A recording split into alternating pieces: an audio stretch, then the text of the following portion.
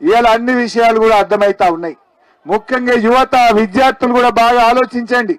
ఆనాడు ఢిల్లీలో ఉన్న మోడీ గారు ఏడాదికి 2 కోట్ల ఉద్యోగాలు అన్నాడు, మోసం. రేవంత్ రెడ్డి అన్నాడు మొదటి ఏడాది 2 లక్షల ఉద్యోగాలు అన్నాడు, ఈయన మోసం. ఢిల్లీలో ఉన్న బీజేపీ మోసం చేసింది, గల్లీలో ఉన్న కాంగ్రెస్ కూడా మనను మోసం చేసింది. రేవంత్ రెడ్డి ఏమో ప్రతి మహిళకు 2,500 రూపాయలు బ్యాంకులు ఇస్తా అన్నాడు, ప్రతి రైతుకు 15,000 వేస్తా అన్నాడు.